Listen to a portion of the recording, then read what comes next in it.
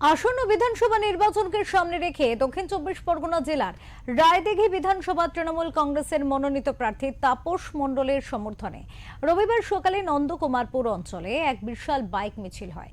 এদিন ছতুয়া থেকে বাঁশপোল অবধি প্রায় 10 কিলোমিটার রাস্তা জুড়ে 500 বাইক নিয়ে এই মিছিল হয়।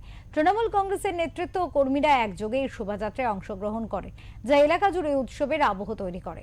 র্যালির সময় রাস্তার দুধারে দাঁড়িয়ে থাকা সাধারণ মানুষ প্রার্থীকে ফুল দিয়ে শুভেচ্ছা জানান।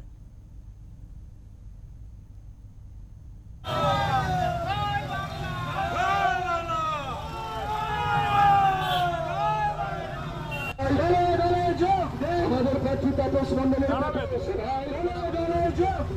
তৃণমূল কংগ্রেসের প্রার্থী সভায় তৃণমূল কংগ্রেসের প্রার্থী সভায়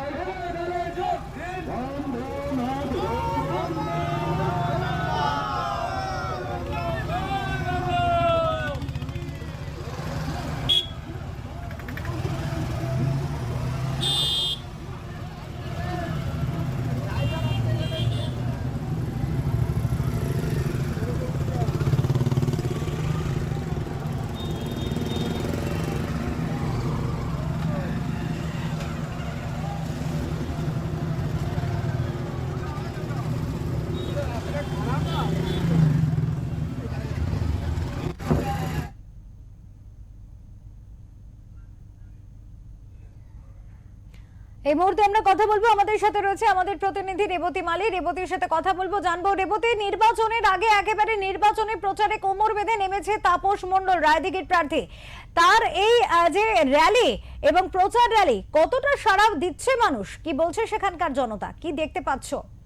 দেখো, বিধানসভা নির্বাচন সামনে, তার আগে কিন্তু তৃণমূলের প্রার্থীরা কিন্তু কোমর বেঁধে কিন্তু মাঠে নেমে পড়েছে। অর্থাৎ তারা একের পর এক দিনের পর দিন তারা মিছিল শুরু করেছে এবং আজকের তাপস মণ্ডল তার একবারে সমস্ত তৃণমূলের প্রার্থীদের নিয়ে সঙ্গে একবারে বাইক মিছিল করছে। সকালবেলা কিন্তু তারা নেমে পড়ছে এবং তৃণমূলের পক্ষ থেকে যে সমস্ত মিটিং গুলো হয়েছে তাদের এই বার্তা দেওয়া আছে যে প্রত্যেকটা জায়গায় তারা প্রত্যেক নিয়ত প্রতিনিধিরা কিন্তু মিটিং করবে এবং মিছিলও করবে।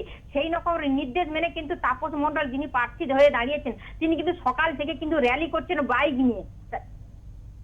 রেবতী, এক্ষেত্রে সাধারণ মানুষের মধ্যে কি প্রতিক্রিয়া দেখতে পাচ্ছ? দেখো, সাধারণ মানুষের মধ্যে যে প্রতিক্রিয়া, যে তৃণমূলের প্রার্থী তাকে কিন্তু তাপস মণ্ডল যে দাঁড়িয়েছে তাকে দেখে সমর্থিত সবাই, অর্থাৎ তৃণমূলকে সমর্থন করবে বলে যেটা আশা করা যাচ্ছে। এবং যে সমস্ত লোকাল মানে রায়দিঘি বিধানসভা, এটা যেখানে ওই তাপস মণ্ডল দাঁড়িয়েছে সেই জায়গায় কিন্তু এর আগে কিন্তু বিধায়ক ছিলেন তৃণমূলের ক্ষেত্রে, সেক্ষেত্রে কিন্তু জয়ের প্রার্থী হিসেবে ঘোষণা হবে বলেই সম্ভাবনা করছেন স্থানীয় বাসিন্দারা। সেক্ষেত্রে অনেক ক্ষেত্রে দেখা যায় যে প্রচারে, নির্বাচনী প্রচারে বেরিয়ে প্রার্থীর সামনে তারা নিজেদের অভাব অভিযোগও তুলে ধরে, এরকম কি কোনো ঘটনা ঘটেছে রেবতী?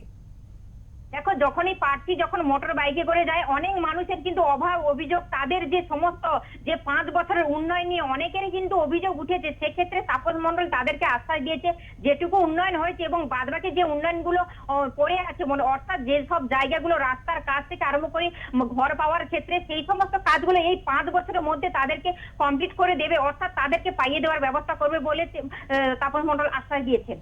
অনেক ধন্যবাদ রেবতী, তোমাকে অনেক ধন্যবাদ। আমাদের সাথে ছিলেন আমাদের প্রতিনিধি রেবতী মালি এবং তিনি যেমনটা বললেন, রায়দিঘিতে প্রার্থী হয়েছেন তৃণমূলের তরফ থেকে তাপস মণ্ডল। এবং এই মুহূর্তে যে ছবি আপনারা দেখতে পাচ্ছেন, সকালবেলা থেকে কিন্তু নির্বাচনী প্রচারে নেমেছিলেন তাপস মণ্ডল।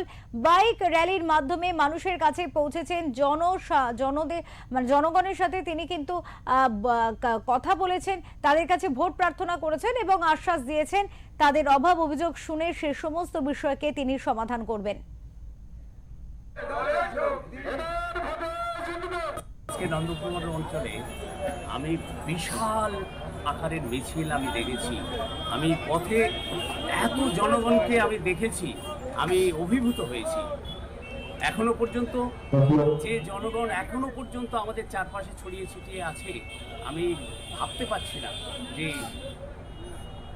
কি বলবো। আমি জয়ের বিষয়ে কতটা আশাবাদী? জয়ের বিষয়ে আমি 100% নিশ্চিত যে আমরা যে টার্গেট নিয়েছি 50,000 ভোটে আমরা জিতবো, সেটা একেবারেই নিশ্চিত।